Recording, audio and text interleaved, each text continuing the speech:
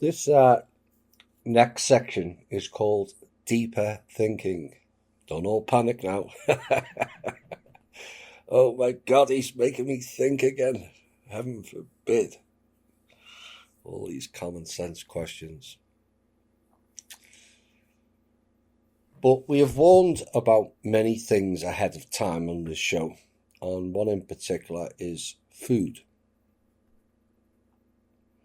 And there is a reason they are introducing plant-based food, because the overlords, fake gods, don't appear to like meat unless it is human, it seems. And I don't say that lightly either.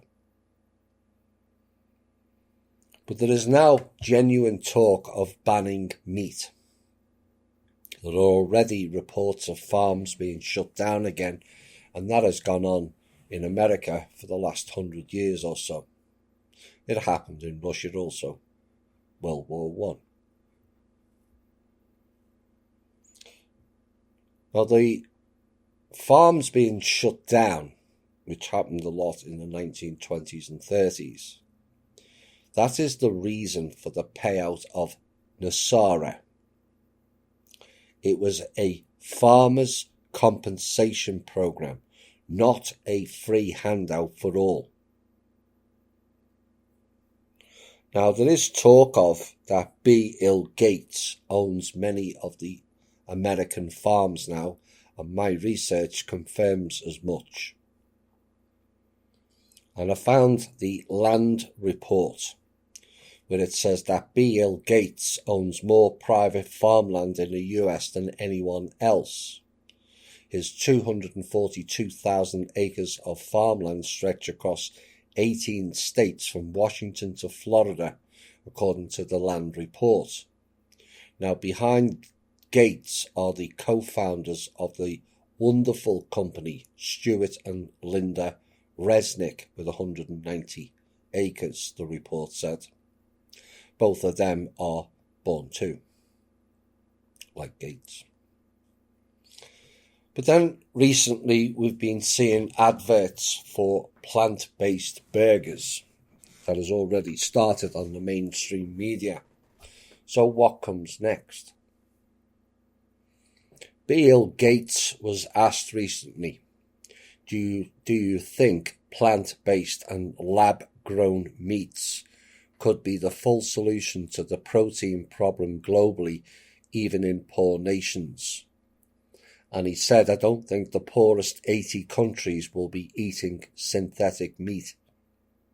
I do think all rich countries should move to 100% synthetic beef. This adds a whole new meaning to where's the beef? Well, here is what the great reset man Klaus Schwab stated recently, before the tweet was deleted. Schwab stated this: the World Economic Forum are working with the Biden administration to ensure that most people will survive the coming food shortages. And then he said this: citizens that have the up-to-date vaccine documents, see papers please, will receive regular packages of plant-based protein products.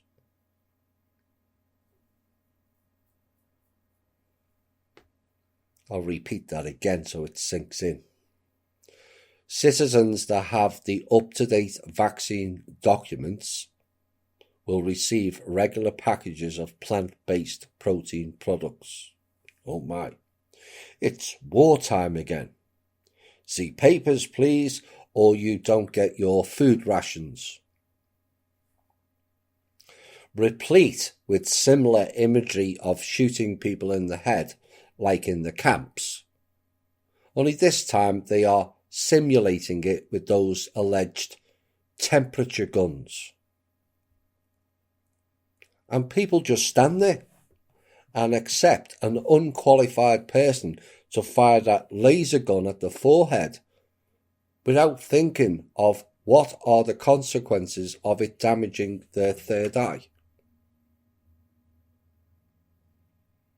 or disrupting their brain circuitry. Or is it to activate the test with the little microchips on? And also what they are planning is a global app. Perhaps Life Force is a part of that also. For reporting pandemics, and what the statement is that all must have this particular app.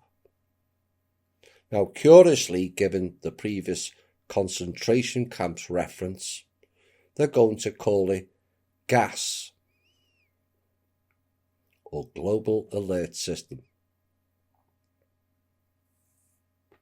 The hotel quarantining being done in Canada is the test case for this. Whether you have the virus or not, into the enforced quarantine you go, and the UK is following suit. Take note and be warned. And then I found this article. No meat in school cafes is the latest example of growing eco-fascism in France.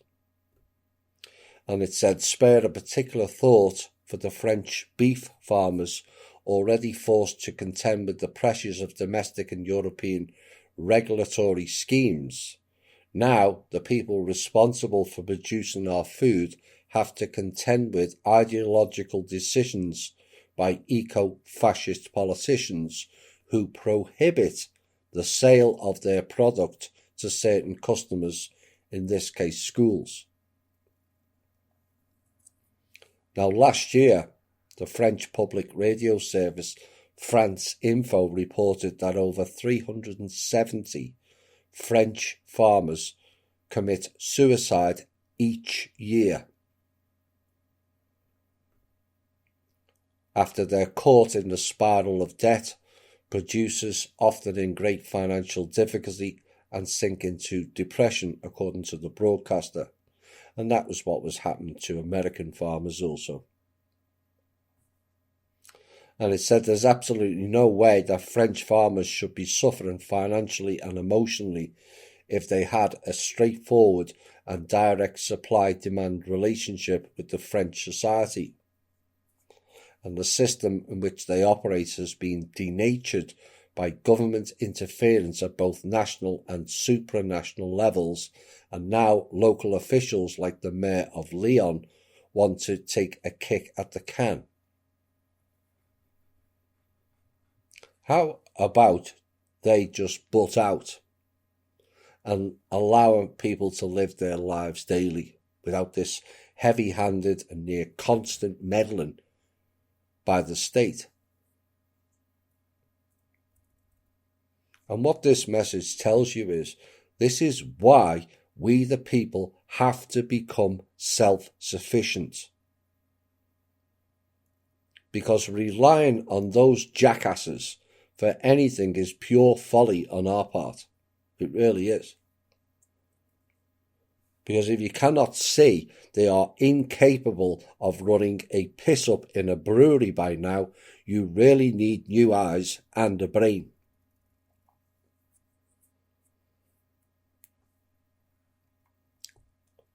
Five professors at the University of Arizona have launched a virtual reality project to show what it's like to experience anti-black racism, providing yet another tool to help push academia's social narratives. But perhaps these same people should publish earlier trials of cops in virtual reality scenarios, when it did prove that black people would be shot more often and quicker than other colours. But the surprising aspect to them, not to me, of it was that black officers shot black people quicker and more often than any other colour. Now, why is that? Does that make any sense in the light of the programme of anti-black? Of course it doesn't. But what it does do is prove my piece last week of there is no racism, only geneticism, which is inherent in all colours' DNA, of a mistrust of each other. And it just happens to be the case that all colours, including their own, are frightened and more reactive to and against the black race.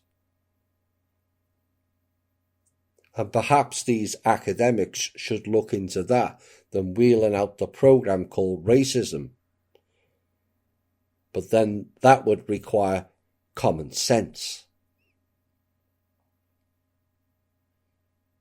The point is, racism was a system provided to us by the system, and we stupidly implemented and cemented it into our cultures. And we have to stop doing that and create our cultures in a better way, with all lives matter.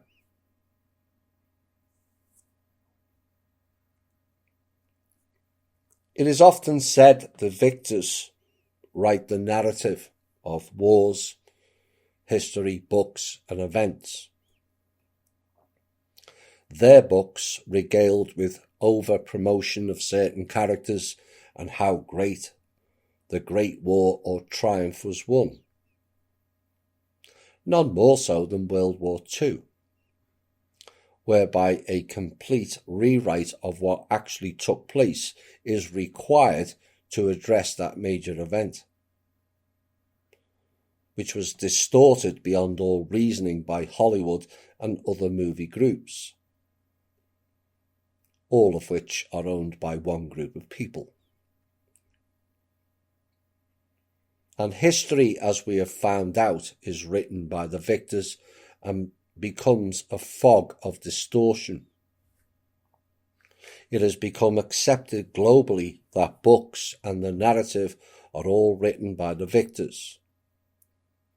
But this leaves one to ponder. And you know what happens next? As to whether the Catholic Church, which was involved in many wars, directly or indirectly, and a heavy promoter of their version of religion, as to whether the Bible was also written by the victors and subsequently distorted. Happy pondering on that. Vaccine Syndrome is a film produced by the Oscar-nominated filmmaker Scott Miller and provides exclusive interviews with military personnel who have had experience with the controversial anthrax vaccine. And the film claims that over 35,000 soldiers have died from the anthrax vaccine, according to a RAC GWVI government report that was published back in 2008. But when you compare that to how many soldiers have died in combat in both Iraq and Afghanistan, which was 6,753 at the time of this film, compared to 35,000 with the anthrax vaccine, then questions should have been raised. And the film starts out with a dramatised recreating of Lance Corporal Jared Swartz, who refused to receive the anthrax vaccine. I can guarantee that Lance Corporal was born too, which is why. And he had to face a military tribunal without legal counsel and read a prepared statement. Now, that statement can be found online, such as at the gulfwarvets.com website. But the film also mentions how pharmaceutical companies have legal immunity from any injuries or deaths resulting from vaccines, and that the civilian population only has recourse to sue the federal government in a special vaccine court. In other words, they get the people to pay, like we mentioned earlier. However, military personnel are prohibited from suing in this court, which is part of the National Vaccine Compensation Programme.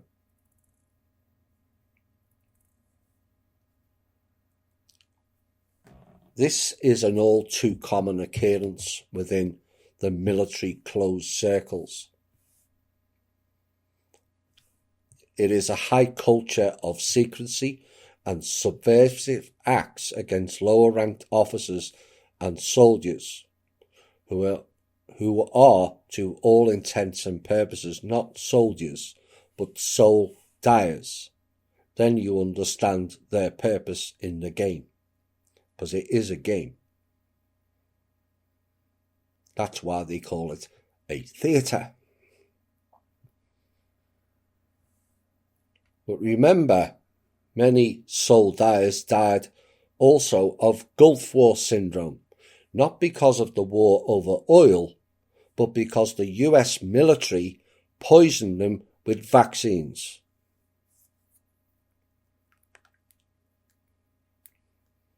Now, some people don't like my stance on the US military. Well, I'm sorry I popped your illusion bubble, but please provide the evidence to the contrary, because I would love to correct my stance. 35,000 anthrax soldiers died. How many died of the Gulf War syndrome? How many died in 2 fake wars, Iraq and Afghanistan, all for the purpose of the Israel Caliphate? Go and check the map from Egypt to India and see which countries have been at war. Now, the popular website State of the Union has also come round to THI's way of thinking this week with the headline, "Our military has abandoned us." Now, the issue I have with that statement is, saying they abandoned us is suggestive at one point in time they were with us. Yet in all my research that goes back to Columbus, I see no evidence the military was fighting on behalf of the country and its people. Your civil wars, your revolutionary wars, were fighting for European elites and psychopaths. And it's a very uncomfortable truth for too many Americans who won't face up to that fact. But you've got to ask yourself and allow yourself to be open enough to say, but what if it is true, what he's saying? And then the next question is, what happens next?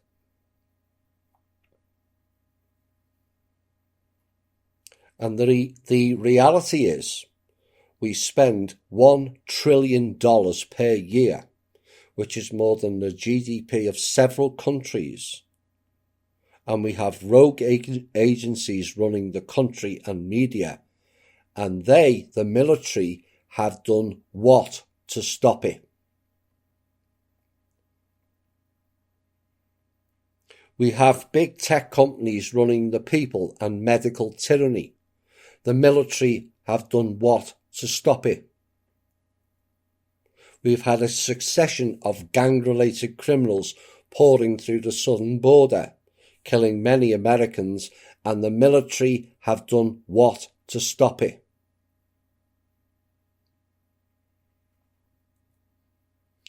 We had a Muslim Brotherhood leader for 8 years in the White House. And the military did what to stop it? Remember, before China and Iran became the latest boogeymen, the previous boogeymen were the Muslims, as they call it here. And we had one in the White House.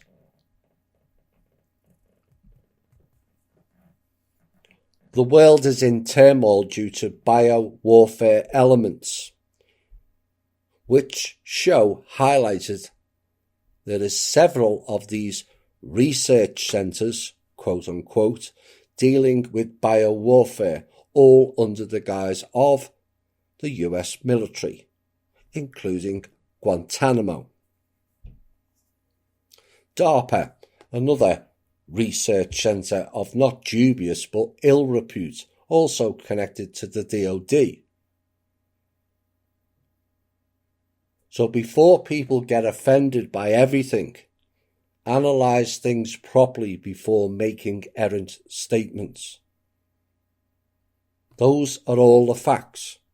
I wish I was wrong, but it's not.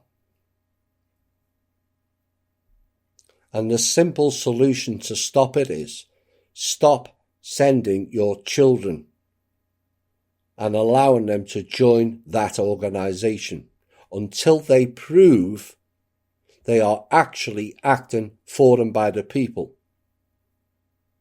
Because currently there is zero evidence supporting it.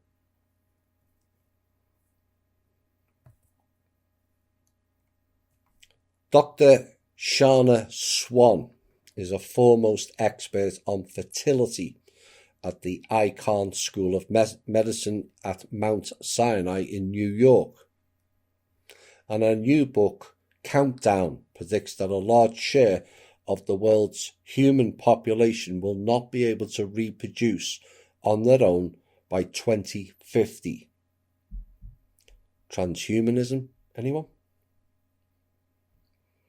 And in her book and 2017 study, she found that sperm counts declined by more than 50% between 1973 and 2011 at a rate of a little over 1% a year. Now, the CDC estimated that 9% of men were infertile in 2018. So Dr. Swan's study suggests that that rate would rise to 41% by 2050. And she said, although fertility is complex, Dr. Swan theorizes that everywhere chemicals called phthalates, which are used in countless products, are driving the trend. Phthalates are used in a large variety of products, from enteric coatings of pharmaceutical pills, and also nutritional supplements, oh dear,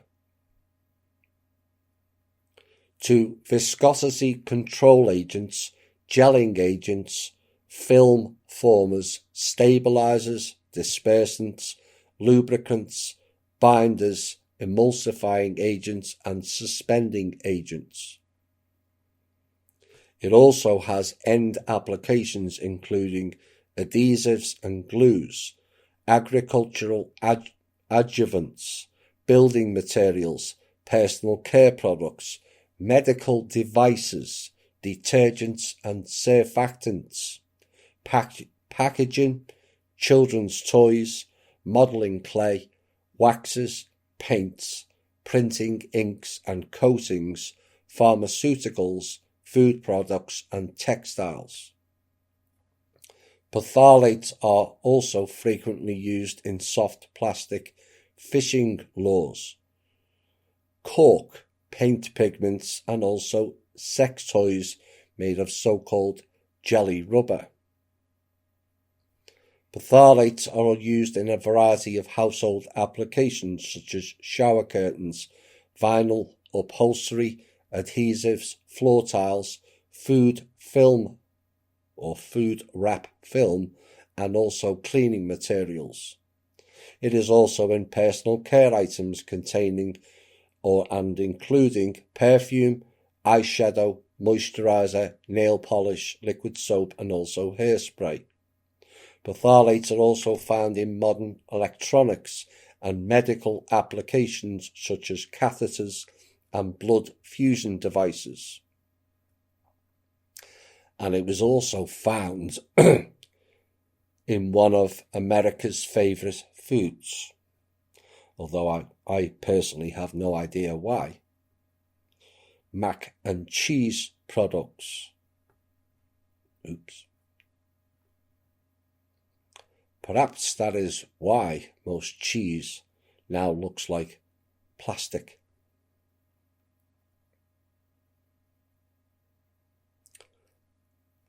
Put all those pieces in this deeper thinking section together, and a bigger picture emerges.